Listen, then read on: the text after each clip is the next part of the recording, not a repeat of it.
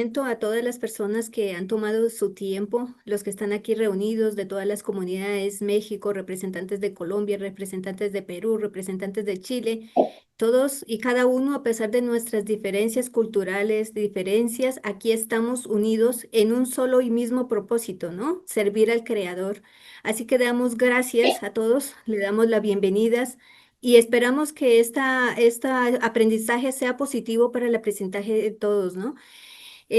Por respeto al Moré, por respeto y honor, que es una misbah, de hecho, honrar al sabio, le pido a toda la comunidad que por favor guarden discreción en los micrófonos, que los cierren, por favor, y que demos ese respeto y ese esfuerzo que el Moré toma, ¿no? En el horario. Recordemos que para él esta hora es de madrugada. Entonces, guardemos ese respeto y les agradezco a todos.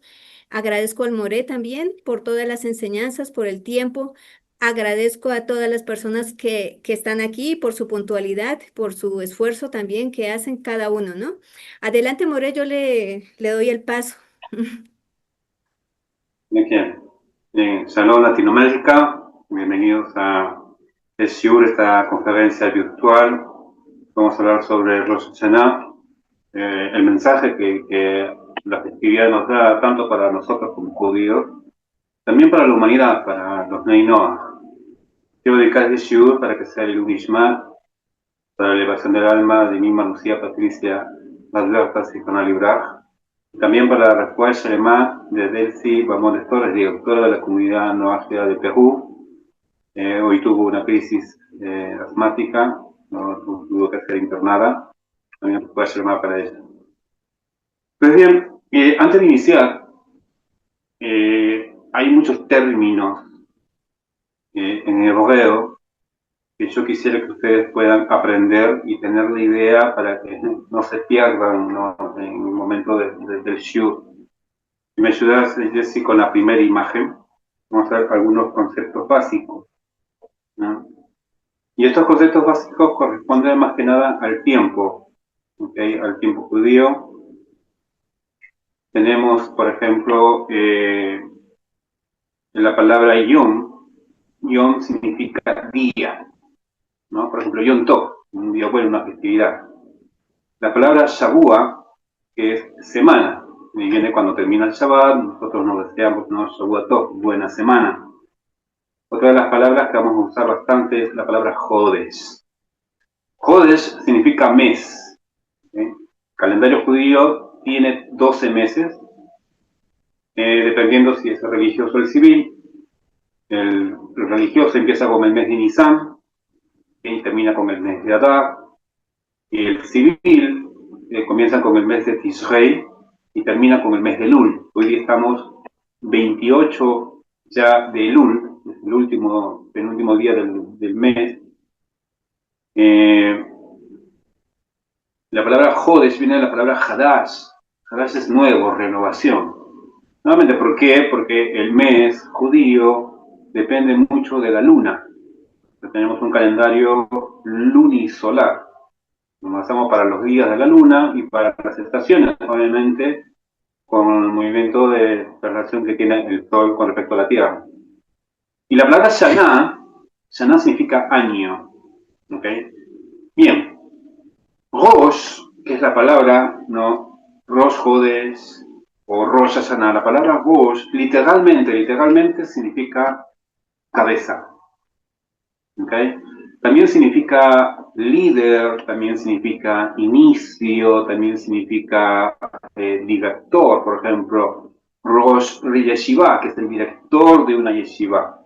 ¿Okay? Rosh Air, el director o el jefe o el líder de la ciudad, ¿no?, que ustedes llaman alcalde. Rosh Amenshalá, ¿no?, que es el jefe, el primer ministro, ¿no?, el jefe del gobierno, por así decir. Entonces vamos a utilizar términos como Rosh Hodesh, que es inicio del mes. Nosotros tenemos por costumbre, nuevamente porque la luna se está renovando, cada Rosh Hodesh hay ciertos rezos que nosotros decimos, que bendecimos previamente al mes, ¿no? Antes, por ejemplo, el primero del mes de Nisan se llama Rosh Chodesh Nisan. El primero del mes de Elul se llama Rosh Chodesh Elul. El primer día del mes de Adar, Rosh Chodesh Adar, así sucesivamente. Siguiente imagen, por favor. Entonces, hoy vamos a estar hablando de Rosh Hashanah. La palabra Rosh Hashanah significa cabeza, como les dije, cabeza o inicio del año. Según el contexto, aquí no cabría decir que es el líder del año o el director del año. No, es la cabeza. ¿Por qué? Porque así como es un cuerpo, el calendario judío es un cuerpo, y del cuerpo, por ejemplo, del cuerpo humano, en nuestra cabeza se encuentra el órgano del cerebro, que es el que dirige, ¿no? Nuestros movimientos, ¿no? Manda información, recibe información, ¿no? Y se distribuye por todo el cuerpo. De la misma manera, el inicio o cabeza del año es la importancia que le damos a este día de Rosh Hashanah, porque de este día toda la energía, toda la fuerza para el resto de los otros 11 meses, ¿no? Depende del trabajo que vamos a hacer en Rosh Hashanah, el inicio del año.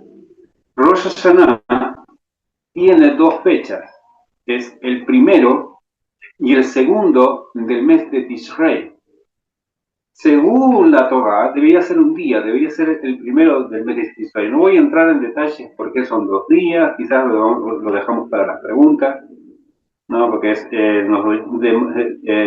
nos tomaría mucho tiempo explicar, ¿no? El por qué son 2 días y no solo uno. ¿Okay? Si gusta lo dejamos para las preguntas. Pero eso es lo que vamos a celebrar el día de mañana al anochecer, primero de Tishrei. Recuerden que el día judío, el Yom, ¿no? Comienza al anochecer, porque así está escrito en la Torah. Cada día de creación, la Torah dice, ¿no? Y fue la tarde y la mañana, primer día, y fue la tarde y la mañana, segundo día. Pues para nosotros el día comienza al atardecer, es decir, cuando acaba la noche, o empieza la noche, en otras palabras. A diferencia del calendario griego-juliano, que es el que maneja toda la humanidad, inicia el día a partir de las 00 horas, es decir, a partir de la medianoche. Nosotros no, es como dice la Torah, es a partir de la noche. 1 y 2 de Tishrei es lo que vamos a ver y vamos a ver lo que depende. Imagen 3. En la imagen 3, por favor, vamos a ver ahora en unas imágenes la base que hay en la Torah de la importancia que tiene este día, ¿no? Tanto en la Torah escrita, tanto en el Tanaj, hay muchos pasajes, obviamente, yo quería traer los principales, también en el Talmud, de que nos dan el sentido, la importancia, la orden por parte del Eterno, que nosotros como pueblo, el pueblo judío, tiene que conmemorar esta fiesta. En el libro de Vaikra o Levítico, en el capítulo 23, los versos 23, 24 y 25, está escrito, y Hashem, el Eterno, le dijo a Moshe, decir a los hijos de Israel. Entonces, desde allí, aparte de todo, ¿quién es el que tiene que celebrar la festividad de Rosh Hashanah? ¿Okay? Dile a los hijos de Israel. No dice, dile a los Neinoah, no dice, dile a los peruanos, o dile a los chilenos, a los chinos, a los musulmanes, a los cristianos, a los budistas.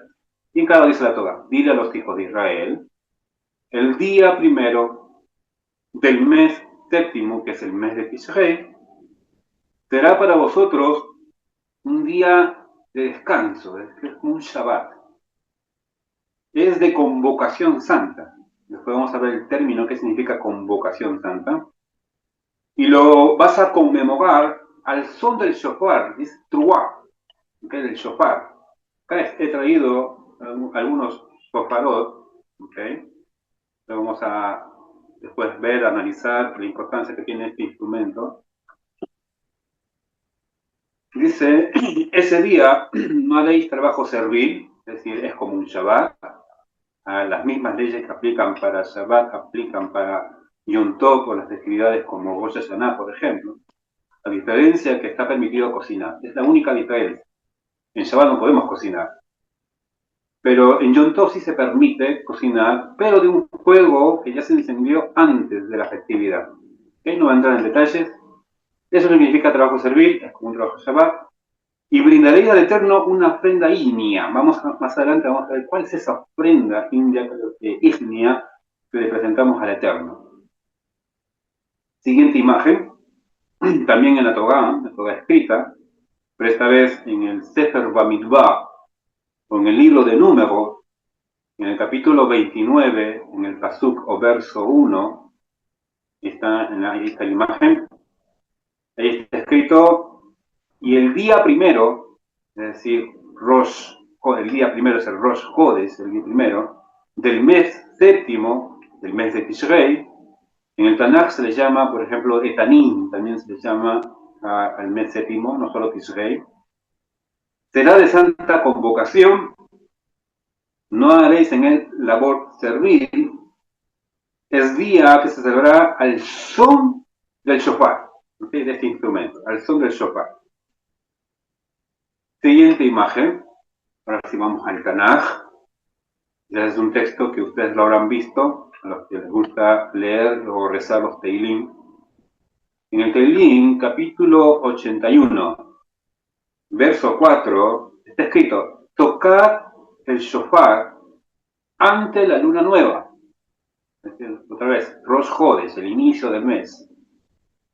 En lo oculto, ahí en Teilim aparece la palabra que sé significa, bueno, una de las palabras que significa oculto, otra palabra que significa oculto es vistar.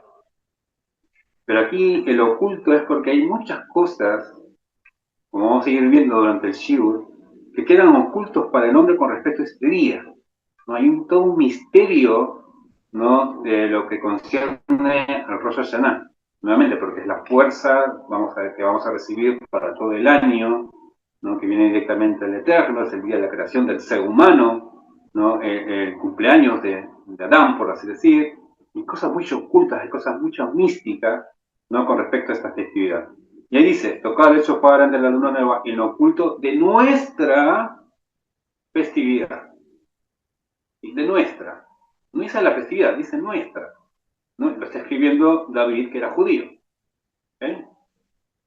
Ahora, la Gemara hace un análisis de este texto.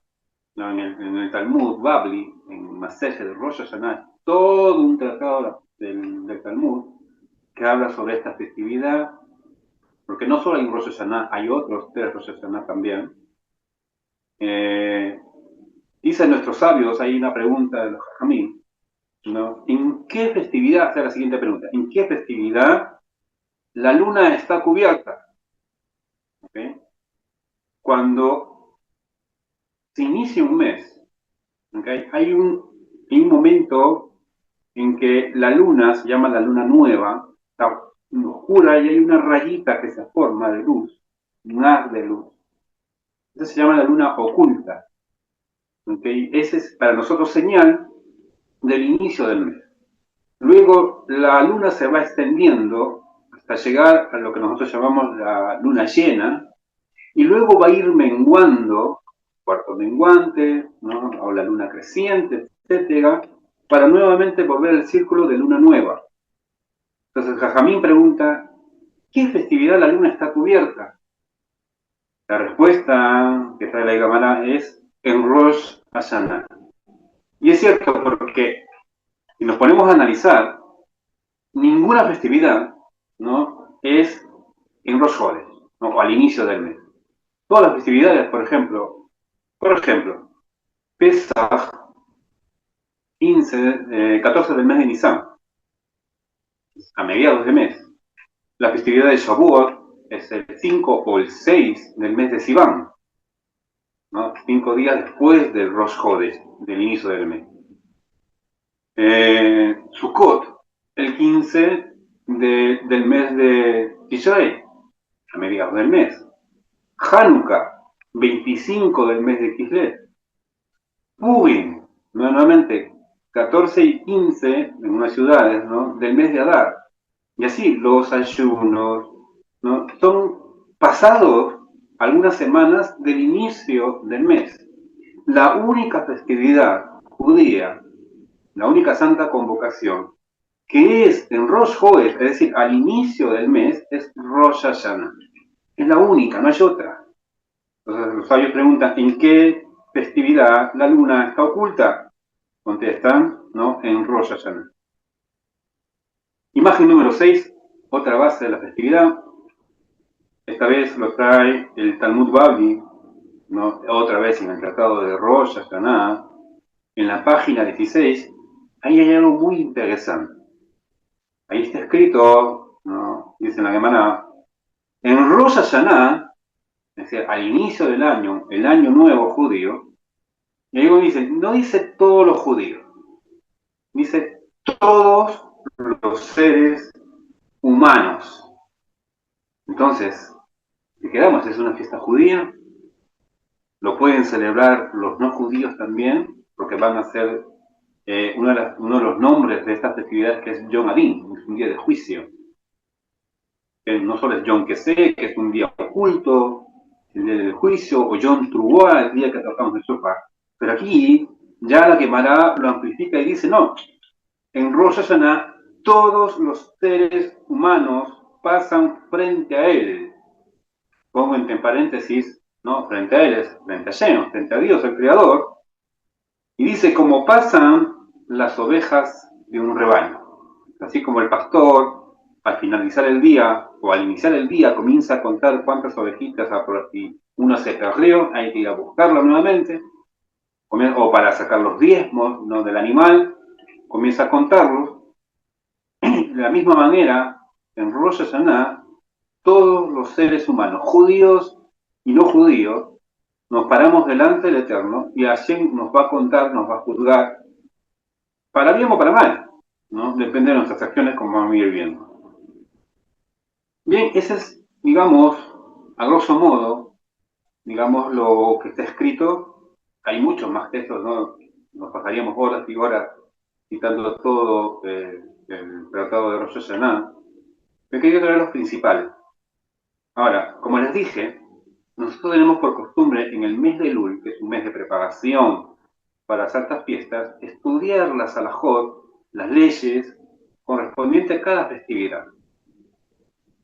En Jodesh Elul, en el mes de Elul, el último mes del año, ¿no? Como ya estamos pronto al mes de Tishrei, que es el primer mes del año, comenzamos a estudiar las halajot de la primera festividad, Rosh Hashanah, luego estudiamos Yom Kippur, estudiamos con respecto al ayuno de Gedalia, Sukkot, Shmini Atzeres y Simchat Torah. Lo curioso es que cuando uno comienza a estudiar las halajot, las leyes, en el Shulchan Aruch, en la misma Gemara, en la misma Mishnah, ¿no? U otros libros, por ejemplo, de autores hasídicos, vamos a encontrar una palabra, o una frase, mejor dicho, que se repite a cada instante, y esa va a ser la base del shiur. El shiur se va a basar en esa base, lo vamos a analizar según lo que dice el Talmud, según lo que dice el Shulchan Aruch, lo que diga Rashi, lo que diga Levush, para terminar lo que dice Hasidut. Los que llevan tiempo con nosotros saben que nosotros siempre enfocamos, mejor dicho, estudiamos según el enfoque de Hasidut, porque Hasidut nos va a explicar cuál es nuestro trabajo, el mensaje, cuál es el trabajo que yo tengo que hacer con respecto al servicio al Creador, que es algo que a nosotros nos une, a judíos y no judíos, a ambos servimos al Creador, cada uno con nuestros roles, cada uno con las leyes que nos corresponden, las mitzvot que nos corresponden en el lugar donde estamos viviendo, es que nosotros servimos al Eterno. ¿Y cuál es esta frase? Imagen número 7, por favor. ¿Me pueden apoyar y así? ¿No? Aparece, y es algo curioso porque aparece incluso en el Shulchan Aruch. Shulchan Aruch es un libro de código de leyes, no es un libro místico. O sea, para el misticismo tenemos el Hasidut, tenemos la Kabbalah, el Zohar, que nos da explicaciones místicas, ¿no? De lo que hay detrás de cada mitzvah. Pero es muy interesante, por no decir, entre comillas, raro, por así decir, que en el libro de alajá pura, de ley pura, aparezca esta frase. La frase es, Kedei learbet esta Satán. Es decir, para confundir al Satán. Satán es el acusador, ¿ok? No es la imagen, o mejor dicho, o el concepto, o la definición que tiene, por ejemplo, tanto el cristianismo como el islam, ¿no? De un personaje malvado, con cuernos, color rojizo, como un tridente ardiendo en el fuego y haciendo sufrir a los pobres seres humanos, que entre comillas, no sé por qué sufren, si son almas, ¿no? En un fuego. Se supone que solamente el cuerpo sufriría por fuego, no el alma. Pero bueno, ellos con sus historias. El concepto que nosotros tenemos del Satán es que Satán es un ángel. Y es un ángel acusador, que tiene mucha preponderancia en este día en especial, en el día de Rosh Hashanah. Si ustedes leyeron, por ejemplo, el libro de Job, el libro de Job, que no fue judío, fue un noágida, ahí aparece como el Satán, el acusador, el enemigo, el adversario, se presenta ante Dios cada Rosh Hashanah, ¿no? Para presentar argumentos, ¿no? Y acusarnos para que no tengamos un buen juicio.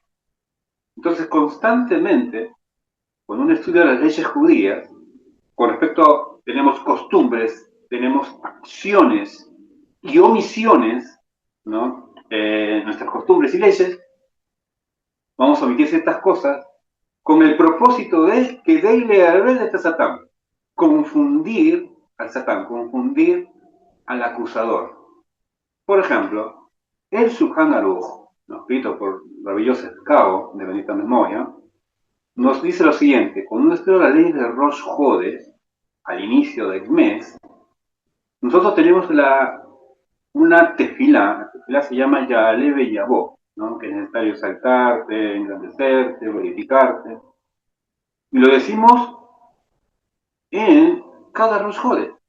Se supone, entre comillas, se supone que el Rosh Hashanah no solo es Rosh Hashanah el inicio del año, sino que también es el inicio del mes, el mes de Tishrei. Por ejemplo, ¿no? El año nuevo gregoriano es el 1 de enero.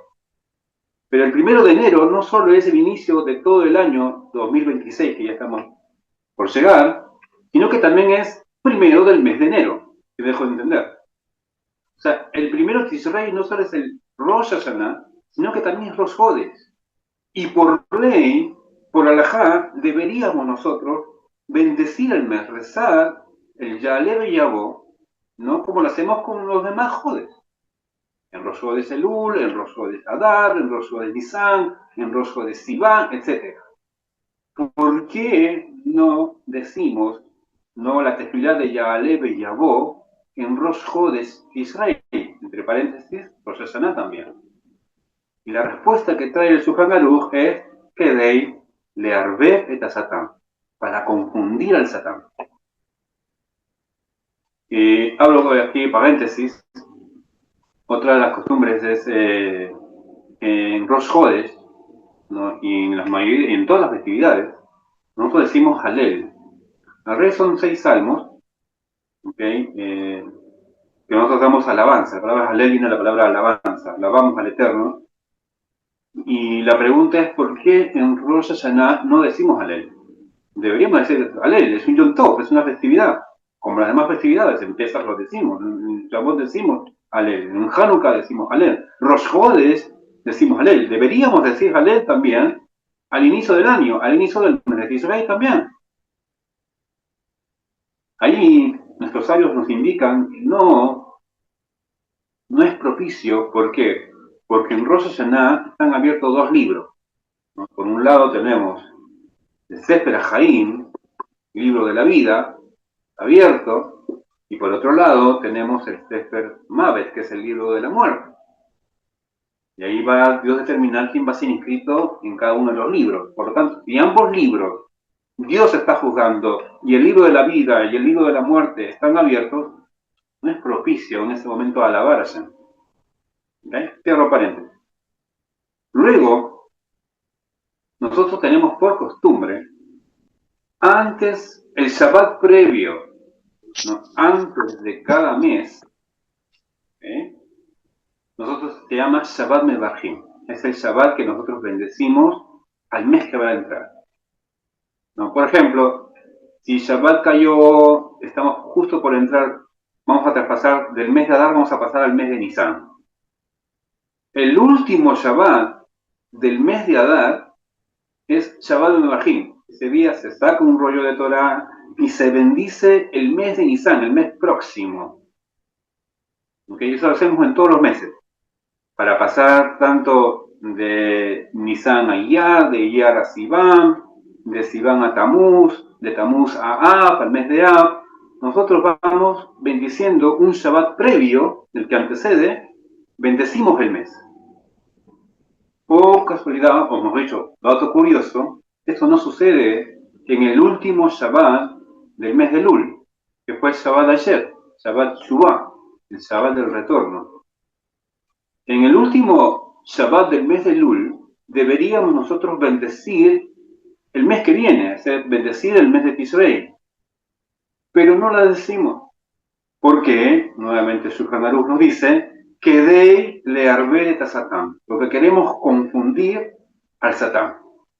¿Okay? Entonces aquí se abre una pregunta muy interesante.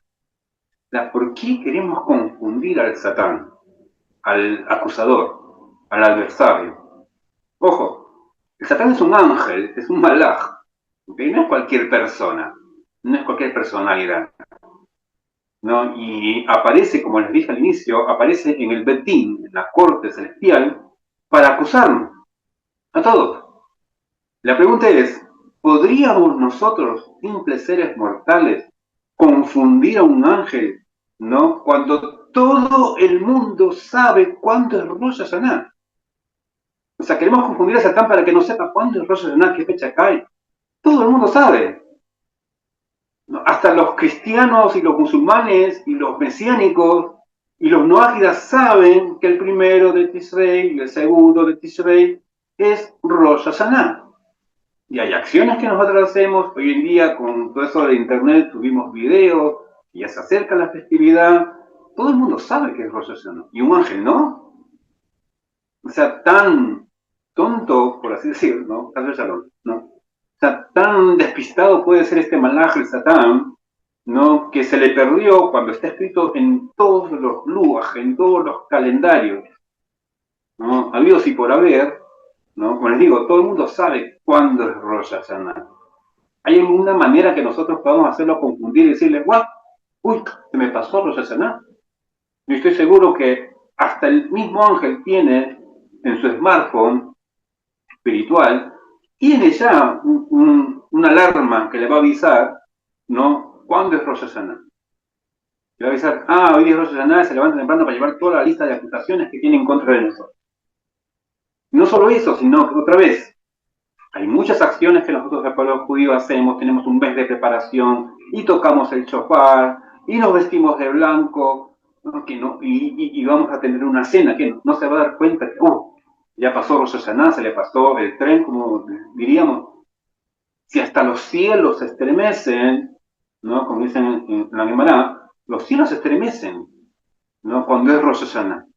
Hay un terremoto en los cielos por el rezo que hace el pueblo judío, porque Dios se levanta en su trono y Dios es coronado, como vamos a ir viendo cuál es el servicio más adelante, con los sonidos del shofar, ¿no? Con cada una de las selijot, etcétera, etcétera, etcétera. Entonces, no es posible que se le pase por alto o podamos confundir al Satán, como dicen en este caso los libros de Halajá judía. Viene el Levush es Rabí Mordejai Yafé. El Levush dice algo interesante. Y me dice, confundimos al Satán, en realidad, ya que nosotros no santificamos este mes. Por esa razón estamos, digamos, trastocando o confundiendo ¿no? al Satán en este mes. ¿Por qué? Porque fijar el mes, como les dije, bendecir el mes un Shabbat antes, ¿okay? Es que Hashem le dio la potestad al pueblo de Israel, a nosotros, a través del Bet Din, en este caso de la Corte de Justicia, ¿no? Fijar cuándo es Rosh Hodesh. Y como les dije, fijando una vez cuándo es Rosh Hodesh, sabemos cuáles son las festividades. Entonces, el Bet Din, por ejemplo, ¿cómo fijaban ellos cuándo es Rosh Hodesh? aparecían testigos, ¿no?, en Jerusalén y en otras ciudades aledañas, que veían, ¿no?, la aparición de la luna nueva. Entonces iban estos testigos al Betín, en Jerusalén, en el templo, y le decían, hemos visto la aparición de la luna nueva. Entonces los jajamín, los sabios, comenzaron a interrogarlo, decían cómo lo viste, para dónde estaba, para la derecha, para la izquierda, arriba y abajo, al norte, al sur, al occidente, al oriente. Entonces trataron de ver que sean testigos fidedignos, que en verdad vieron la luna nueva. Y una vez que ya interrogaron a estos testigos, decían, ya, es Rosh Hodesh. Y decretaban, mañana ya es Rosh Hodesh, y mandaban ellos después emisarios a todas las comunidades judías en Israel y fuera de Israel, ¿no?, en otros países, para avisarles que ya es Rosh Hodesh. Entonces ahí ya teníamos idea, hoy día el Bet Din, el tribunal rabínico, decretó que hoy es Rosh Hodesh. Entonces de acá a 15 días va a ser, qué sé yo, va a ser Sukkot, de acá a 5 días va a ser el Shavuot, de acá a 25 días va a ser Hanukkah, así, etcétera, etcétera, con cada festividad. Entonces, una de las razones por qué Rosh Hashanah dura 2 días es justamente por eso. Porque a veces, como es la festividad que empieza el mismo día, no nos da tiempo para prepararnos 15 o 20 días después, te enviaban a los testigos y a veces el viaje demoraba 2 días. Entonces, para nosotros salvaguardar la santidad del día, se decretaban el día que es en Jerusalén y también el día que es fuera de Jerusalén, fuera de la tierra de Israel. Entonces, tiene estos 2 días. Para no equivocarnos, para no profanar el sagrado día de Rosh Hashanah, entonces, como diríamos en Sudamérica, ¿no?, por si acaso nos equivoquemos, entonces celebramos mejor 2 días, cosa que las otras comunidades fuera de Israel podrían ellos enterarse que ya es Rosh Hodesh. Y obviamente ya es Rosh Hashanah. Entonces, Dios, el Eterno, le dio la potestad al pueblo judío y únicamente al pueblo judío de bendecir. Por eso se llama santa convocación. No es que es convocar y llamar que nos reúnan, no. Es convocar la santidad del mes. No hay otro pueblo que pueda decir este mes es sagrado, o este mes es el inicio, o ya se viene esta tal festividad. No hay. Una de las bendiciones que nosotros hacemos, ¿no?, en las festividades es Baruch Atah Hashem, bendito eres tú, nuestro Dios, Rey del universo, Mekadesh Israel, que santificas a Israel, Beazmanim, y que Israel santifica el tiempo. Ese es para todos los meses, ese es para todas las festividades. Israel bendice el tiempo. Y esa es la razón por la cual nosotros en cada festividad hacemos un Kiddush. Porque el pueblo judío bendice, santifica el tiempo. Excepto, y hablo así entre comillas y paréntesis y subrayo, y hasta lo puedo con resaltador, ¿no? Excepto Shabbat. En Shabbat no decimos eso, nosotros decimos Mekadesh Shabbat. Hashem es el que bendice el Shabbat. Eso sí no depende del pueblo judío. El Shabbat es tan sagrado que el pueblo judío no fija cuándo es Shabbat y cuándo no es Shabbat. El Shabbat es Shabbat. Hashem fue el día de la creación, el 7º día en que Hashem descansó, dejó de hacer su obra, mejor dicho, no es que descansó, que estaba cansado, sino dejó de crear y santificó el Shabbat. Él es el que santifica el Shabbat, no Israel. Es por eso que nosotros no bendecimos o decretamos que es Shabbat. Shabbat es Shabbat. Y nosotros tenemos que acomodarnos, ¿no?, para entrar al Shabbat, bendecir al Shabbat, etcétera, pero no depende de nosotros. Las demás festividades, los demás tiempos sí dependen de nosotros como pueblo. Entonces, les dije, el Bendín me enviaba testigos, y habían días hay meses que teníamos de 29 días, y meses de 30 días, y los enviados, etcétera. Entonces, dice la Gemara incluso, que hasta los ángeles le preguntan a Hashem, ¿cuándo está la festividad? Y Hashem le dicen, ¿por qué me preguntan a mí? Vayamos y preguntámonos al Betín, ¿no?, que está en Jerusalén. A ellos preguntan, a Israel, ¿cuándo es Hanukkah? ¿Cuándo es Purim? ¿Cuándo es Sukkot? ¿Cuándo es Pesach? Pero la respuesta que nos trae el Levush con respecto a, dado que nosotros no santificamos este mes, el mes de Tishrei, como Dios nos ha dado esa potestad, por lo tanto el Satán se confunde, la respuesta de Levush no es completa. ¿Por Porque nuevamente, el malaj, Satán, el adversario, el acusador, sabe también de esto. Él lee la alajá, que no está enterado de lo que está escrito en el Talmud, no está enterado de lo que está escrito en el Shulchan Aruch. Él sabe cuándo es Rosh Hashanah, y hay acciones que nosotros enfatizamos, que hoy es Rosh Hashanah, ¿no? Otra de las costumbres es que cuando nosotros no tocamos el shofar en vísperas de Rosh Hashanah, es decir, el día 29, ya estamos 29 acá en Israel, bueno, en Latinoamérica también, porque ya anunció, ¿okay?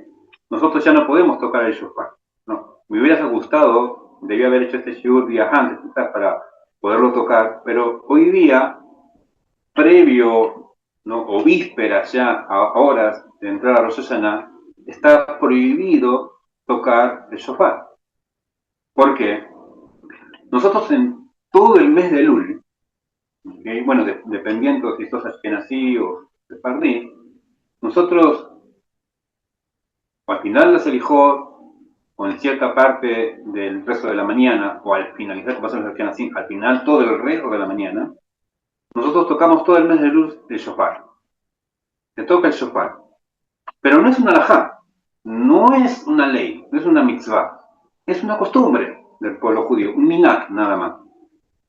Y hacemos el hijot, nos pedimos perdón, y para diferenciar lo que es costumbre de lo que sí es mitzvah, porque la mitzvah de Rosh Hashanah, como vimos en la Torá, tanto en la Torá escrita como en la Torá oral, que el día de Rosh Hashanah hay que tocar el shofar. Entonces, para diferenciar la costumbre que nosotros tenemos en el mes de Elul de tocar el shofar, para diferenciarlo de la mitzvah de Rosh Hashanah central, que es no tocar, sino escuchar el sonido del shofar, ¿no? El día previo, la víspera, como hoy, 29 del mes de Elul, perdón, no tocamos y no escuchamos el shofar. La razón, nuevamente, para confundir al Satán. ¿Ven? Ahora, otra costumbre es que en realidad en el mes de Tishrei con el Rosh Hashanah, en la práctica nosotros deberíamos empezar el ciclo tanto de la lectura y del estudio de la Torah, ¿okay? Con el libro de Bereshit, el primer libro de la Torah. Deberíamos iniciar. Obviamente, hemos acabado un año, estamos iniciando un año, por lo tanto tenemos que estudiar Torah desde el inicio, desde Bereshit. Pero eso no sucede.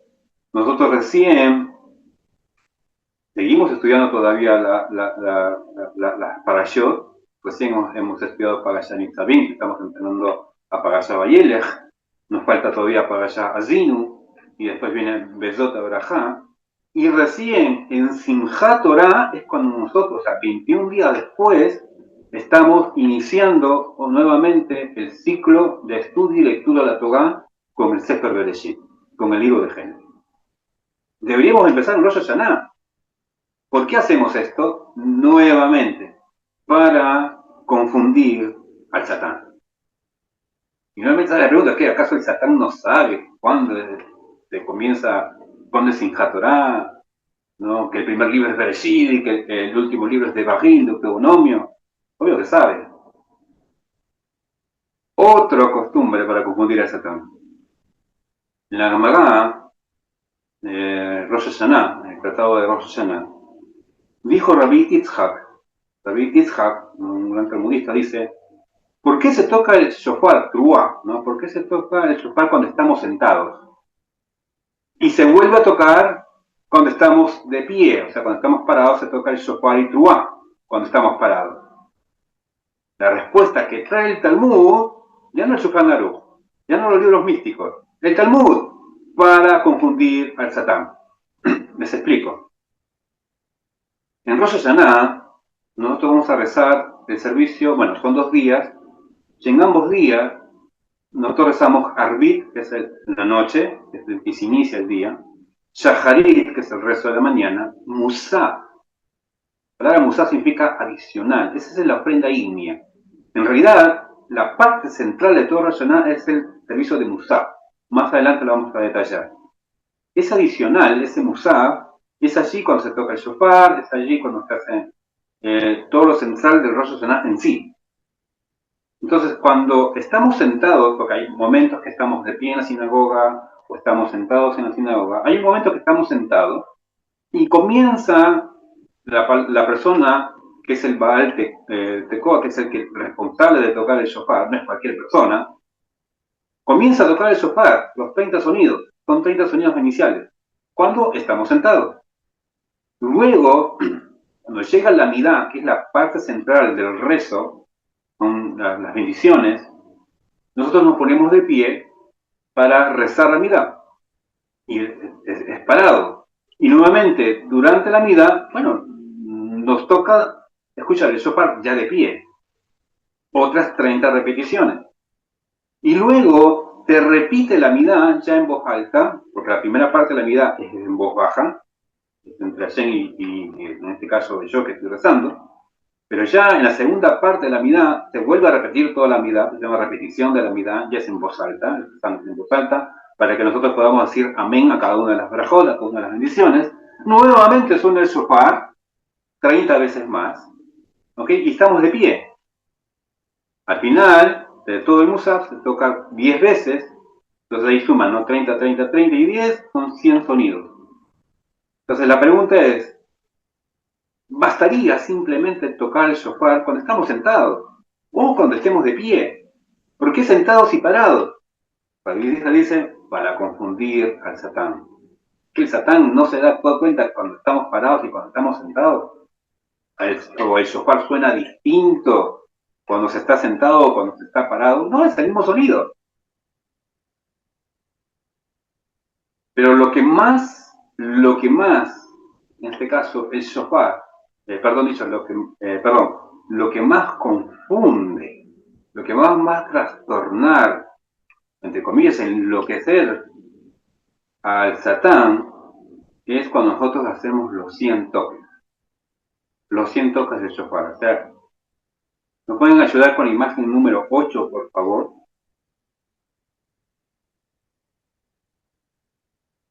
Como les dije, en el servicio de Musaf, se van a tocar durante todo ese servicio, no en Shaharit, no en Arvit, ni tampoco en Minjá, en Musaf, que es la ofrenda ígnea que estamos presentando, es adicional, ese rezo adicional, que también nosotros hacemos Musaf en Shabbat y en cada festividad. Vamos a tocar 100 veces, hay 100 ocasiones que se va a tocar el shofar. Y el sonido del shofar no es cualquier sonido, como he escuchado, ¿no? Con esta bendita inteligencia artificial, ¿no? Con sonidos tipo, no sé, tipo Roma, tipo Grecia. No es un instrumento musical el shofar. Es un instrumento, sí, pero no tiene notas, ¿okay? Como lo tiene una trompeta, o un trombón, una corneta, un clarinete, un saxofón. Es un sonido tan sencillo, no es muy musical que digamos, creo que no sería parte de ninguna orquesta filarmónica de ningún país, ¿okay? Pero tiene sonido. Este sonido se divide en tres, o hay tres clases de sonido. El primero se llama tequía, o sea, hasta los sonidos tienen nombre en el judaísmo. La tequía es un sonido largo y sostenido. Nuevamente, no puedo tocar el shofar, ¿okay? Me hubiera gustado tocarlo, pero más o menos hay una posición, es una persona especial que lo va a tocar, no cualquiera, que ha estudiado todo el mes de Lul, las leyes, porque hay leyes también de cómo tocar el shofar, y él va a tocar, por ejemplo, el primero se llama tequía, que es un sonido largo y sostenido, y suena más o menos ese se llama tequía. El segundo tipo de sonido que emite el shofar se llama shvarim.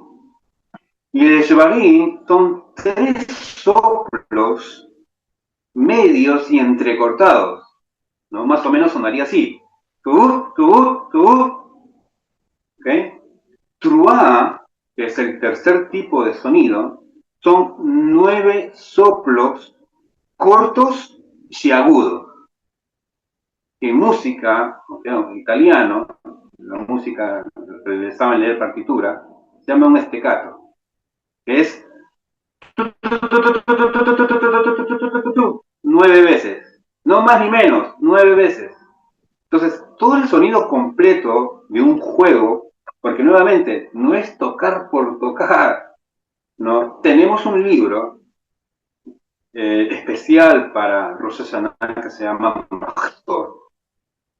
El Mahzor de Rosh Hashanah es un sidur, ¿no? Especial para los rezos, ¿no? Hay un Mahzor para Pesach, hay un Mahzor para Sukkot, hay un Mahzor para Yom Kippur, que es más grande todavía, es más gordo porque acá tengo justo a la mano. Este es un Mahzor de Yom Kippur, que son 25 horas de ayuno, se reza más.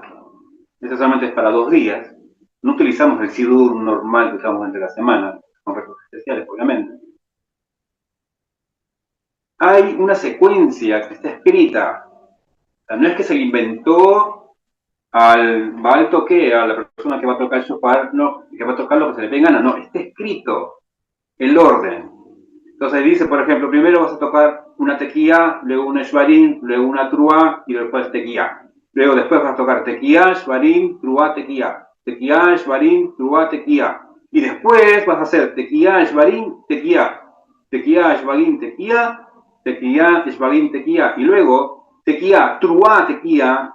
Tequía, trua, tequía. Tequía, trua, tequía. Y después una trua gdolá, que es grande. En total 10. Bueno, digo, no es tocar por tocar. Entonces, a veces me dicen, Morel, nosotros podemos tocar el shofar. Como no, primero estudiar las leyes. Si querés hacerlo al menos. Y nuevamente, la mitzvah no es tocar el shofar. La mitzvah, por eso nosotros decimos, Baruch atah Hashem Elokeinu melech haolam, asher kidishanu b'motat tzivanu, lishmoa kol shofar. Lishmoa significa oír el shofar. Y hay que oírlo de una persona que ha estudiado las leyes, especialista, aunque no se oye en vivo, preferible en una sinagoga. Entonces, no se cumple con la mitzvah. Por ejemplo, a mí se me ocurre tocarlo con un micrófono, para que se escuche más lejos a través de un parlante. Eso no es escuchar eso. O porque lo escuché por internet, porque me conecté, no sé, con una comunidad reformista, que ellos violan las festividades utilizando los medios electrónicos. Lo escuché por Zoom o una grabación que encontré en YouTube o en Instagram. No se cumple la mitzvah de escuchar el shofar por medios radiofónicos o medios digitales. Se escucha en vivo, estando allí presente. Entonces, estos soplos, nuevamente, tequía, si quiero hacerlo completo, tequía, shvagin, tuwa, sería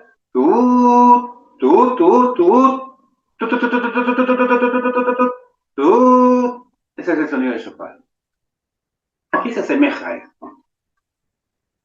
El Baal Shem Tov cuenta un sipur, cuenta una historia, que es la siguiente. Dice que había un príncipe, hijo de un rey, obviamente, si no, no sería príncipe.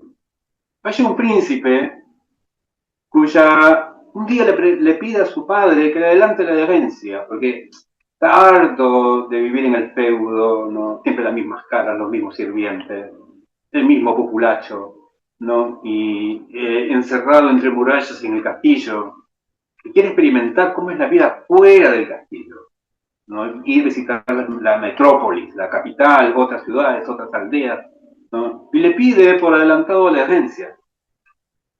¿Okay? Entonces toma este príncipe la herencia que le correspondía, ¿okay? Y se va de viaje.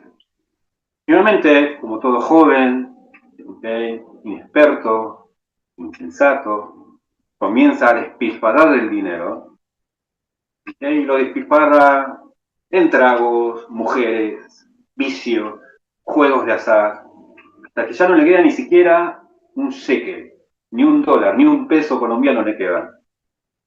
Y comienza a pasar necesidad.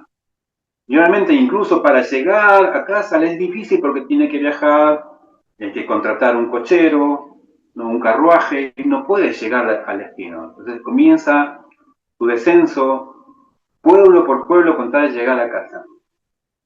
Normalmente ya no cuenta con alimentos, pasa hambre, pasa frío. sus zapatos se desgastan, sus vestimentas quedan toda andrajosa.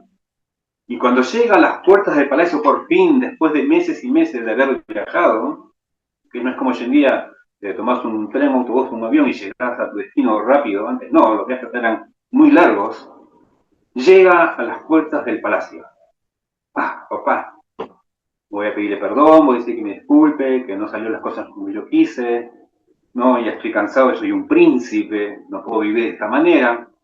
Pero cuando llega a los portones de la ciudad, obviamente los guardias no lo reconocen, ¿no? Está todo demacrado, no es el rostro principesco que tenía este príncipe, ¿no? Todo bello, blanquito, porque nunca salía el sol, ahora su piel está quemada, su cabello está largo, la barba está larga, la ropa andrajosa, y le dice, por favor, déjeme entrar al palacio.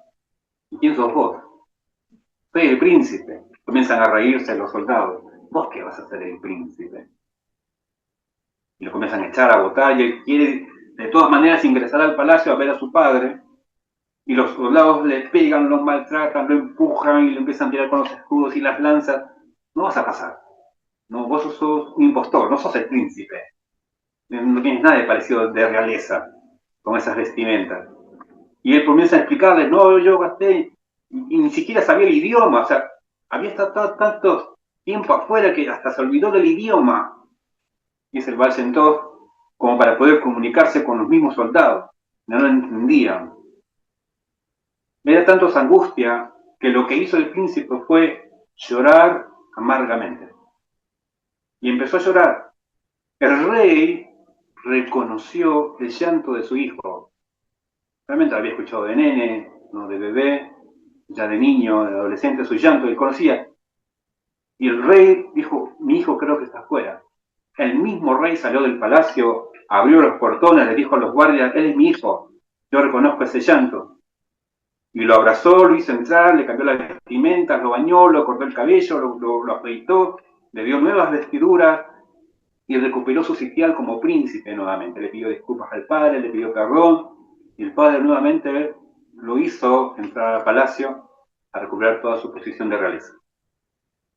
El shofar es justamente, representa ese llanto. Si ustedes se dan cuenta, cada sonido es el sonido del llanto. Cuando uno llora, uno dice, ¿por qué? Y el sonido en este caso de Shvarim, no es, ¿por qué hacer? ¿Por qué hacer? ¿Por qué me pasa esto? Con 3 veces. Y luego cuando uno cesa de llorar, cuando ya no hay lágrimas y uno comienza a suspirar, ¿no? Ese es el toque de Trúa. Entonces, en Rosh Hashanah, obviamente durante todo el año, nosotros, hijos del rey, nos hemos ido a otros lares, hemos ido a otros caminos, dejamos palacio, abandonamos al rey, al padre. Y allí, en medio de todo el año de los 12 meses, las convulsiones del trabajo, los quehaceres, el mundo, qué sé yo, olvidamos que somos príncipe y malgastamos la bendición que recibimos del Rosh Hashanah anterior, y ahora queremos volver. Y obviamente nos pesa tanto que nos cuesta a uno volver a casa, volver a Hashem, retornar a Hashem. Estamos sin mitzvot, no hemos cumplido las mitzvot como se debe, estamos andrajosos, harapientos, sucios, que ni siquiera hasta olvidamos el idioma. Hay gente, hasta judíos que olvidan que hablan hebreo, por haberse asimilado de tal manera. La única alternativa que nos queda es la tefilá con llanto. ¿Por qué? Desde que se destruyó el templo, todos los portones, ¿no? Todos los sharei fueron cerradas, excepto una, y es el llanto, las lágrimas. ¿Por qué? Porque las lágrimas es lo único que es fidedigno en la persona. Bueno, hay unas personas que sí lloran, son buenos artistas hasta para llorar, no lágrimas de cocodrilo. No, pero la mayoría de veces el llanto es genuino. Lloramos por el dolor, ¿no? que tenemos en nuestro corazón, en nuestra mente. Y la única manera de poder conectarnos, de retornar a Hashem, tenemos esa alternativa de llorar como un shofar. Por lo tanto, el shofar representa, en este caso, esa tefilá, esa plegaria que nosotros hacemos con llanto, con clamor. Una de las características que tiene el shofar es que el shofar Uno que es un cuerno de animal kasher, ¿okay? Viene la palabra shofarot. Shofarot significa en hebreo tubo. Es una parte hueca. Para hacer un shofar que sea kasher, ¿okay? Para poder tocar a Rosh Hashanah, tiene que ser un animal kasher, primeramente, un animal limpio, ¿okay? O un animal puro, mejor dicho. No podemos sacar un animal impuro. La lista la tenemos en el Sefer Vayikra, cuáles son los animales puros, cuáles son los animales no puros. Lo otro es que tiene que ser hueco. Por ejemplo, la vaca, el toro, el buey, también tienen cuernos. Pero es todo macizo, es todo lleno. Si vos cortás un cuerno de un toro, es macizo, no es hueso en sí. Lo que no sucede con un carnero, lo que no sucede con un antílope, lo que no sucede con un cabrito o con una oveja. Aquí es distinto, eso es ahuecado. Y tiene una parte que es pequeña, una apertura pequeña que es donde se pone la boca, y tiene una parte muy ancha, que es donde sale el sonido, ¿no? Que es ese proceso que tiene tanto el noagia como el judío, el creyente, de ir de menos a más. No se toca así, no es de más a menos. No, el servicio a Dios es de menos a más, poco a poco. Pero es hueco y vacío, pero justamente cuando nosotros hacemos tefilá, esa tefilá verdadera, ese llanto verdadero, tenemos que vaciarnos delante de Hashem. Quitarnos todo eso malo, eso impuro que nos permite conectarnos con Hashem. Vaciarnos completamente. Y lo otro es que la parte grande que se conecta, porque nace de aquí el cuerno, ¿okay? Debería ser así, en la cabeza de un carnero, de un chivo, de una cabra, etc. Es que la parte gruesa donde va a ser el sonido es en la cabeza del animal, o sea, en el interior del animal. Por lo tanto, cuando vos rezás, o cuando tocamos el shofar, lo que estamos diciendo es yendo a nuestra parte animal que nosotros tenemos como seres humanos. Le estamos comunicando a esa parte animalística, no sé si existe esa palabra, o esa animalidad, no sé si tampoco existe esa palabra, pero esa parte animal, esa alma, tenemos un alma divina y también tenemos un alma animal. Estamos diciendo a nuestra animalidad, ¿no? Tienes que retornar a Shem. La Neshama, que es pura, siempre tiende a conectarse con Hashem, pero la parte animal, la parte bestia que todos tenemos, judíos y no judíos, esa parte tiene que nosotros comunicarlo. Ahí adentro tiene que ir a Tefilá. Y que salir de adentro para nosotros poder tocar el corazón. El shofar es el último recurso que nosotros tenemos para poder retornar a Hashem. Entonces, eso, lo que representa el shofar, más allá del sonido, más allá de si se tocó bonito, se tocó bien con la salahot, más allá que si es tequiyá, shvarim, tuá, lo que representa el shofar es la plegaria sincera que vamos a decir en Rosh Hashanah. Es la única manera de poder retornar al Creador. Y ahora, a través de nosotros tocarlo 100 veces, no una, no dos, no tres, porque hasta con uno, tú ya cumplí la mitzvah, no, la tocamos 100 veces.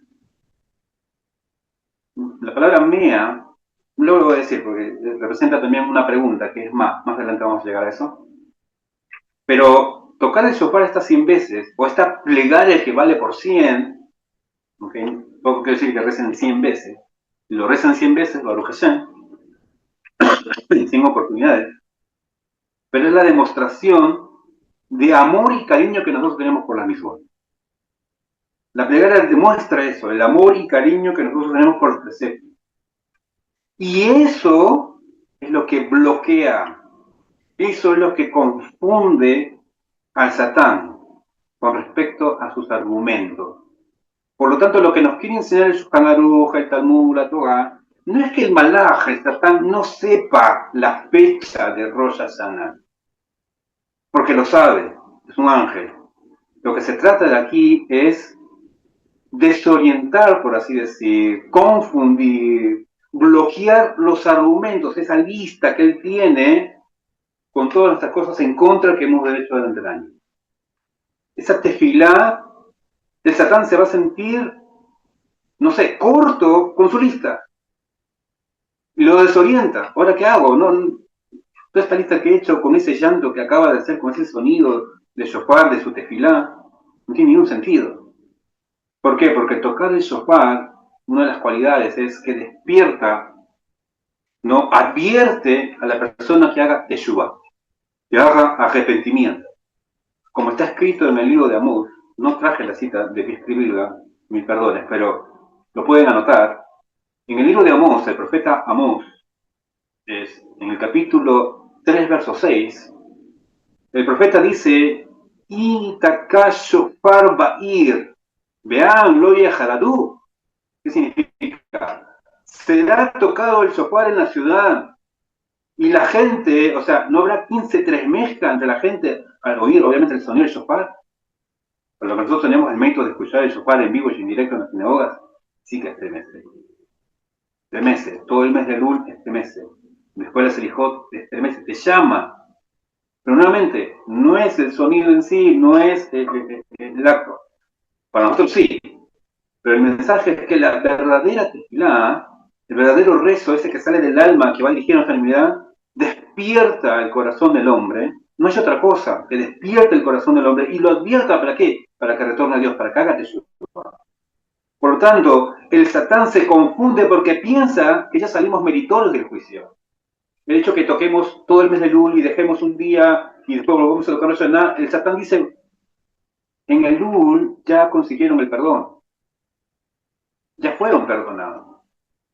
Ya fueron perdonados con ese rezo, ¿no? Amití, ese rezo verdadero que han hecho, ya fueron perdonados. Ya fueron inscritos en el libro de la vida, simplemente con ese rezo. Por lo tanto, dice el Satán, ¿no? ¿De qué sirve que el Satán traiga sus argumentos para acusar en Rosh Hashanah? Ya no tiene ningún sentido. Es como si el Satán dijera, mis argumentos y mis acusaciones ya prescribieron. El pueblo judío ha sido perdonado. ¿Qué pasó? Que ya no toca el shofar un día antes. ¿Qué pasó? Que ya no bendicen el mes. Porque ya Dios lo bendijo. Por lo tanto, eso es lo que significa confundir al Satán. Nuevamente, no es porque no sepa la fecha. No es porque no sepa que si hoy es 1 o 2 de Tishrei o 3 de Tishrei se le pasó la hora. No, confundir a Satán es que no sepa el momento exacto en Rosh Hashanah para acusar. Ya no sabe, ya pasó Rosh Hashanah, ¿no? ¿En qué momento acuso? ¿En qué momento yo salgo para acusar? No, ya se pasó mi hora. Porque el pueblo ha sido perdonado. Es el valor que tiene la técnica. Ahora, ¿cuál es el servicio? Ese es un mensaje. Como vieron, tanto para judíos como para no judíos. No les pido que escuchen el shofar. No les pido que se compren un shofar. Sí, es bonito, lo van a tener como un adorno, un souvenir quizás en casa, un instrumento judío. Pero lo importante es la plegaria. La plegaria. ¿Me ayudas con la imagen número 9, por favor? Otro mensaje que quería traerles con respecto a la festividad de Rosh Hashanah. Nuevamente son 2 días. La parte principal, como les dije, es el servicio de Musaf, el rezo adicional. Y en ese servicio, o ese trabajo de Rosh Hashanah, hay 3 partes. Uno se llama Malhuyot. Malhuyot significa, viene la palabra Malhut, Melech, rey. Es el momento que cuando nosotros coronamos a Hashem como rey, decretamos que él es rey. La otra parte es Tichronot, que viene la palabra Sajor, recordar. Nosotros recordamos, en este caso, los méritos de nuestros ancestros. Los méritos de Abraham, y especialmente el mérito de Isaac, ¿no? Con la atadura de Isaac, recuerdan, y es más, ahí nace el shofar, cuando Hashem le pide a Isaac, a Abraham Avinu, perdón, que sacrifique a Isaac, mejor dicho, literalmente que eleve, no dice que sacrifique, que eleve en nivel de ofrenda a su hijo, a su único hijo, ¿no? Que es en este caso Isaac, hijo de Pagán. Y ellos van al monte Morea, y cuando estaba a punto ¿no? de clavar, digamos, esa daga o ese puñal en el corazón para abrirlo y derramar la sangre, qué sé yo, vino un ángel, le detuvo y le dijo, no le hagas daño al muchacho. Y allí apareció un carnero que se estaba enredando con sus cuernos, ¿no? Y Abraham dijo, tomó, sacó, obviamente hizo la ofrenda, y con el cuerno del carnero, tenía 2, obviamente todo animal tiene 2, uno hizo el shofar, siempre un cuerno mayormente el izquierdo es más corto que el derecho, ¿ok? Los dos no son simétricos, uno es más grande que el otro. Igual que nosotros los seres humanos, ¿no? Una fosa nasal es más grande que la otra, un ojo es más grande que el otro, la oreja es más grande que la oreja, en el caso de las mujeres un seno es más grande que el otro seno, así. De ahí sale el shofar que nosotros tenemos hoy en día, es el shofar Katán. Y de ahí salió otro shofar, ese es más místico, es el shofar gadol, el shofar grande, que es el que estamos esperando cuando venga Mashiach. No es tema de hoy, incluso lo tocamos otro día, pero de ahí nace el shofar. De ahí nace Abraham Avinu, tocó el shofar el corto, y de allí aprendimos, ¿no? Y ahí viene otra parte del servicio que es shofarot. Obviamente que es tocar el shofar, nuevamente las 100 repeticiones, no 30, 30, 30, 10, sentados y parados, etc. Pero lo central, obviamente yo como judío tengo el mérito de hacer sichronot, que es la segunda, el segundo trabajo. Tenemos nuestros ancestros que tuvieron méritos. Abraham, Jacob, Moshe, Aarón, Elisá, Eliau, los profetas, nuestros sabios del Talmud, en fin, nosotros buscamos a todos nuestros sabios, a todos los personajes, ¿verdad? Pero ¿qué pasa con los nomágidas? Los nomágidas no. Lamentablemente, sus ancestros no tuvieron muchos méritos. ¿Qué le queda? Ah, no va a hacer nada. No, sí. El mérito de Noah, quizás. Pero lo que pueden hacer es Marjuyot. Y es más, Marjuyot es lo principal. Marjuyot es no decretar, sino reconocer que Hashem es rey, coronar a Hashem como rey en nuestro certamen. Muchas de las tefilot, muchas partes del rezo, nosotros pedimos que Dios, ¿no?, se muestre ya como rey, que el reinado de Hashem venga a la tierra, ¿no?, que los pueblos, que los 70 naciones reconozcan a Hashem. ¿Por qué? Porque lamentablemente desde la creación del mundo hasta hoy, solo un pueblo entero, consciente, reconoce que Hashem es rey. Es el pueblo judío. Y nosotros rezamos para que se cumplan las palabras del profeta, ¿no?, que en aquel día, que Dios sea uno y que Dios va a ser rey sobre toda la tierra. Que no solo los judíos en Israel o fuera de Israel declaren que Hashem es rey, sino que todo ser humano, toda lengua, las 70 naciones, todos los noágidas del mundo, que se acaben las religiones falsas y reconozcan que Hashem es rey. Eso es lo principal también de Rosh Hashanah. Declarar que Hashem es rey. Y obviamente, declarar que Hashem es rey en todas las marjuyot que hay, diferentes textos que aparecen en el Tanaj y en la Torah, que Hashem es rey, para nosotros es obvio, pero hay gente que no. O sea, hagan el siguiente ejercicio. Cualquiera, en el país que esté, en Colombia, Chile, Perú, Argentina, México, vayan y digan quién es el rey del mundo. Y algunos te van a decir Donald Trump, unos te van a decir Elvis Presley, otros te van a decir es Messi, otros te van a decir es Ronaldo, y otro es Pelé, etc.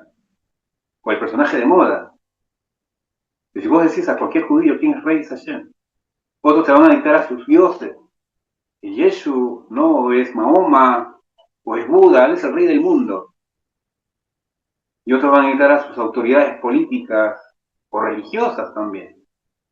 Pero en la conciencia del judío, por más alejado que esté, sabe que Hashem es rey. Y en Rosh Hashanah todo el pueblo judío reconoce que Hashem es rey y coronamos a Hashem.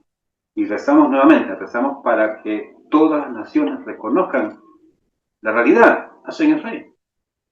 Ustedes como noágidas hoy en día tienen esa oportunidad de ser los primeros en sus naciones, donde están, de reconocer a Dios como rey. Y reconocer que Dios es rey es aceptar sus decretos. No significa, sí, Hashem es rey, en la teoría, muy bonito, Hashem es rey, sí, pero solo en Rosh Hashanah. Durante todo el año yo voy a hacer lo que yo quiero, porque rezo yo. Si yo acepto que Hashem es rey, estoy aceptando que yo soy su súbdito, que soy su siervo. Y si acepto que Hashem como rey, tengo que aceptar los decretos del rey. Y eso es lo difícil, porque queremos hacer lo que a nosotros nos pesca en gana. Porque queremos hacer lo que queramos hacer. Lo difícil es, en verdad, no, yo creo que Hashem es rey y corono a Hashem como rey de mi vida en Rosh Hashanah, es para que me dure todo el año. y tengo que obedecer las mitzvot. En el caso del judío, los 613 que nos corresponden, en el caso de los noajes, los que nos corresponden y sus raíces de cada una de las mitzvot. Entonces, tenés la oportunidad de este Rosh Hashanah de ser los primeros en Hashem es rey, y alabar a Hashem, tú eres rey. Eres el rey de mi vida, eres el rey de mi familia, eres el rey de mi comunidad, eres el rey de mi ciudad, de mi provincia, de mi región, de mi país, de mi continente. Sean los primeros. Pero hay que ser súbditos, hay que aceptar los decretos del rey. No solo es de palabra. En la imagen, me ayudas con la imagen número 10, por favor.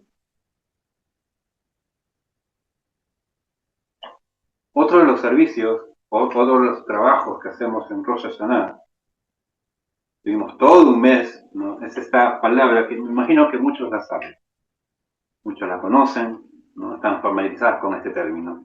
Teshuvah.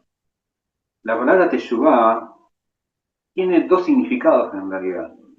Uno que es el que más utiliza, ¿no? Tanto en la Torá como en Tanaj, en Teilim. Teshuvah significa arrepentimiento. Y que ese arrepentimiento no simplemente es que me duela haber pecado, es parte de. El verdadero arrepentimiento, la verdad teshuvá, es que yo voy a ser puesto en la misma situación que me hizo caer, voy a estar puesto en la misma situación que me hizo pecar, pero yo no lo vuelvo a hacer. Esa es la verdad teshuvá. Ese es un verdadero retorno. Y nuevamente, el otro significado de teshuvá es que es una respuesta. Y obviamente, si teshuvá es una respuesta, es que hay preguntas. Siguiente imagen, por favor, imagen 11. Y hay dos preguntas. Una se lo dice el ser humano, es decir, noágidas y judíos. Y hay otra pregunta que es más específica al pueblo judío y es que nosotros ahí trabajamos. Vamos a ver ambas. La primera pregunta es Ayeka y aparece en el Sefer Bereshit, Parashá Bereshit, obviamente, capítulo 3, verso 9. El contexto es que Adán y Jabá pecaron, desobedecieron al Eterno, comieron el fruto del árbol que Hashem les dijo que no comiesen. Ellos se esconden y Dios, el Eterno, quiere entablar una conversación con Adán. Y le pregunta a Adán, ¿no?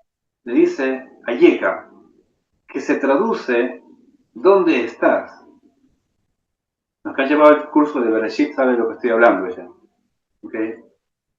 Y lo cual fue la respuesta de Adán. Adán dijo, bueno, es que tuve miedo, me escondí porque estoy desnudo. Y Dios dijo, ¿y quién te dijo que estás desnudo? Ayeka, si bien es cierto, significa ¿dónde estás? Hay otra palabra en hebreo que es Efo o Ejan. Efo o Ejan es ¿dónde estás del lugar? Porque obviamente Hashem sí sabía dónde estaba Adán y Jabá. O sea, Hashem no es despistado, no es que se le pasó. Uy, ¿dónde estaba jugando con las escondidas y no sabían dónde estaban? Obviamente que Hashem, que conoce todo, sabe dónde estaba tanto Adán y Jabá. Por lo tanto, no es una pregunta geográfica, no es una pregunta de ubicación, Efo, ¿dónde estás? No, yo estoy aquí en Beersheba, ustedes están allá en Bogotá, en México, en Lima, en Buenos Aires, no, en Santiago. No es esa pregunta, ¿dónde estás?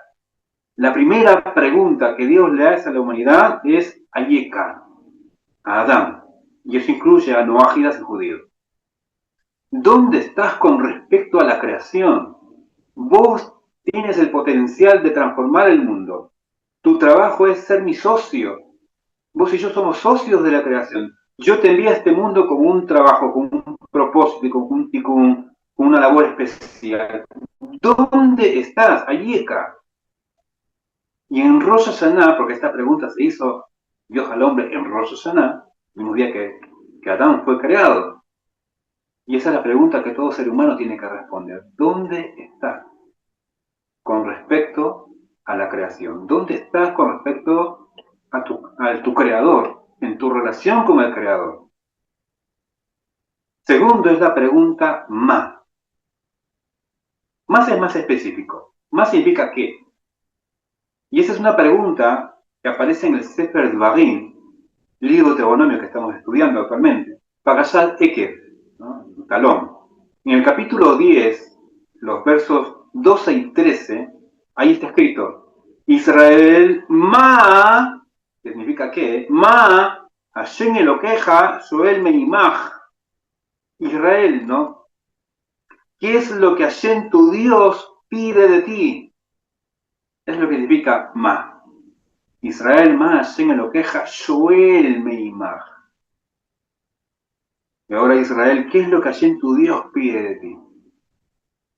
Y ahí se continúa el texto, ¿no? Solo que temas al Eterno tu Dios, que andar en todos sus caminos, que lo ames, que lo sirves, y vas al Eterno tu Dios con todo tu corazón, ¿no? Con levabeja, una y con toda tu alma, que guardes los mandamientos del Eterno, sus estatutos, sus preceptos que yo te ordeno hoy por tu propio bien. Esa es la respuesta que nosotros como judíos tenemos que responder en Rosh Hashanah. Nuevamente, Ayeka, ¿dónde estás? La respuesta del ser humano es, tuve miedo y me escondí porque estoy desnudo. Desnudo de mérito, desnudo de misbot. No cumplo, estoy desnudo. Desnudo estoy de ancestros que no hicieron las cosas bien. Y la pregunta que ayer le hace la retórica es, ¿y quién te dijo que estás desnudo? Porque es algo que depende de vos, de tu percepción en realidad. No estás desnudo. Tienes la opción de hacer Teshuvah. Tienes la opción de responderme. Y la opción es, Hashem, ¿sabes? Lo malogré. Hashem, me equivoqué. Hashem, 12 meses estuve alejado de vos. 12 meses no cumplí mis votos. 12 meses no recé. 12 meses hice lo que yo quise. Practiqué inmoralidad. Se me salió la idolatría. No profané, no sé, tantas cosas. Esa es una respuesta que vos tenés que darle personalmente a Rosh Hashanah. Ayeka, ¿dónde está? Ya nosotros los judíos nos vamos a encargar de responder a Hashem el Ma, que es lo que Dios pide de Israel. Imagen número 12. En la imagen número 12 hay un juego de palabras en realidad que hay con la palabra Teshuvah. La palabra Teshuvah está escrita con las letras, los que saben hebreo, ¿okay? Las letras Tav, Shin, Vav, Bet y Tav. Pero si nosotros separamos esa Hei al final, la separamos, quedaría la palabra Tashuv y la H, por así decir, que representa la letra Hei. ¿Okay? Y la Hei representa el nombre de Hashem, es uno de los nombres del tetragramatón, de las 4 letras del nombre del Eterno, del nombre inefable. Hashem, el nombre que no podemos pronunciar. Por lo tanto, si nosotros separáramos toda una letrita, la última letra, ¿no? Como está escrita la palabra Teshuvah, nos quedaría Tashuv Hei. ¿Qué significa Tashuv Hei? Tashuv Hashem.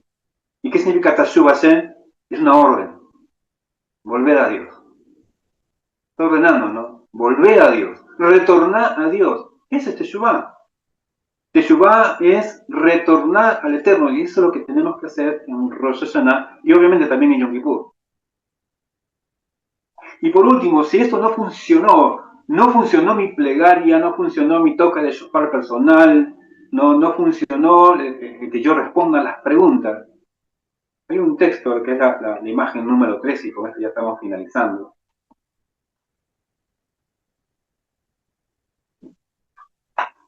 En otros Maxor, obviamente el texto es más largo. Yo estos días quiero dar algunas canciones de Rosh Hashanah a los miembros de las comunidades que dirigimos. Y una parte del rezo, también en Musaf, tan importante que es Musaf, es la actividad del Rab Amnon, que se llama un Teneto Kef. Y el Teneto Kef comenta, ¿no? Diciendo, ¿no? Hashem, que mire, este es un día sagrado, ¿no? Que tú eres nuestro Dios, el Rey, nuevamente enfocando el tema del reinado de los Marjuyot. Y habla, ¿no? Abre el libro, en este caso, abre para nosotros el libro de los recuerdos ¿no? De nuestros ancestros, con el sonido del shofar grande, y con nuestras lágrimas, ¿no? Envía la salvación, escucha, nos comienza a decir, ¿verdad? Me adelanto porque el rezo es largo. Y hay una parte que dice, Rosh Hashanah y Katemu. Dice, en Rosh Hashanah, ¿no? Somos inscritos, obviamente somos inscritos en el libro de la vida. Somos inscritos en el libro de la vida, dice, y en Yom Kippur somos sellados. Y ahí habla, ¿no? Que saben en los libros quién va a estar, quién va a transgredir, quién se va a arrepentir, porque justamente tanto en Rosh Hashanah como en Yom Kippur que salen los libros de la vida, y Dios hace el juicio, de aquí depende quién es el que vive, quién es el que muere, quién es el que va a tener dolor o no va a tener dolor, quién va a morir por el agua, quién va a morir por el fuego, quién va a morir por la espada, quién va a morir por un animal salvaje, ¿no? Quién va a morir por un perseguidor, etcétera, etcétera, etcétera. Pero al final del rezo dice, Uteshua, y el arrepentimiento, Utefilá, y la plegaria, Utzedaká, ¿no? El dar, ¿no? El ser desprendido, el darse de acá, el hacer justicia social, ¿no? El dar de nuestros bienes, estas tres cosas, Ma'avirin et Sega, que anulan el mal decreto. No es que lo va a pasar por agua tibia, no es que Dios se va a hacer desentendido, no es que va a aliviar la carga o aliviar el mal decreto. Dice la Torah, lo anula. No existe cualquiera de estas tres. Falló lo demás, lo anterior que hemos estudiado, entonces nos queda arrepentirnos, nos queda hacer tefilá y darse de acá. Eso es lo que anula el mal decreto, ¿no? Que Hashem quizás no nos alcanzó en toda la preparación del lunes. Y ojo, algo que quiero aclarar. Aquí está escrito U Teshuvah, U Tefilá, U Esdaka. Es decir, y la Teshuvah, y el arrepentimiento, y la Tefilá, la plegaria, y la Tzedakah. No es O. Es I. Porque uno podría pensar, hola Teshuvah, ya, me voy a arrepentir. Sí, pero no voy a rezar. Tampoco mucho menos voy a hacer acá. Soy muy duro en eso. No, con mi dinero no te metas. Pero una buena teshuvá, un buen arrepentimiento, ¿eso anula el mal decreto? No. No anula el mal decreto. Es I. Voy a hacer una gran tefilá. Los 2 días me la voy a pasar 48 horas rezando.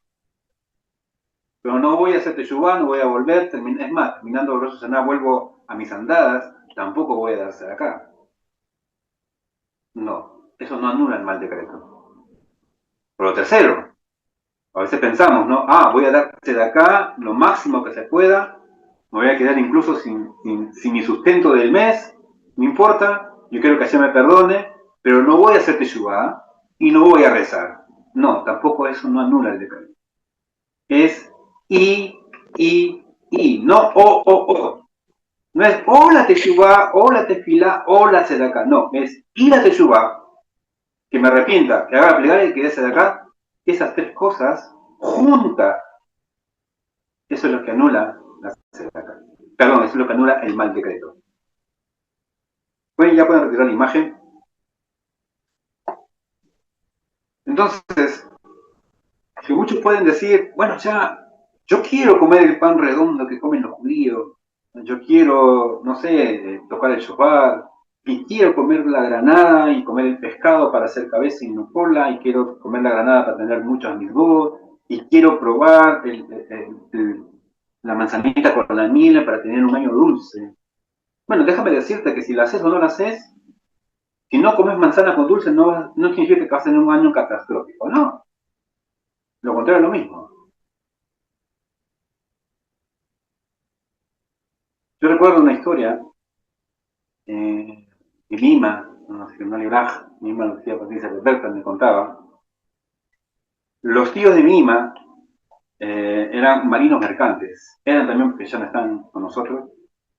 Ellos trabajaban en una empresa muy antigua en Perú, que la compañía mercantil de navegación. Ya la privatizaron, ¿okay? En el gobierno de Fujimori.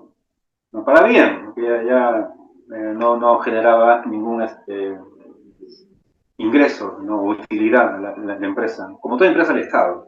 ¿Okay? Cierro paréntesis. Pero resulta que en aquellas épocas, hablo de los años 60, años 70, los tíos de bueno, vendrían a ser ellos mis tíos abuelos, ellos viajaban por todo el mundo con los barcos mercantes de esta empresa peruana. Y viajaban a Costa Rica, viajaban a Colombia, iban a Nicaragua, a España, a Italia, iban hasta Japón, Rusia, ¿no? Habían muy acercamiento en esos años con Rusia, en el tema de la pesca, la harina de pescado, que fue un boom, el aceite de harina de pescado, fue un boom, el salitre, etcétera, las aves guaneras, ¿no? Todo eso transportaban, obviamente, los productos de exportación del Perú.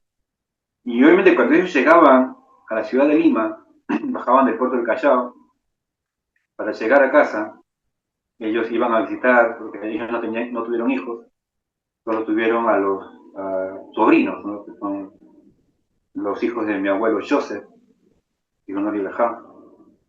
Y ellos llegaban, obviamente, llegabas a tierra y el capitán les pagaba. Bueno, el Estado les pagaba, una empresa estatal.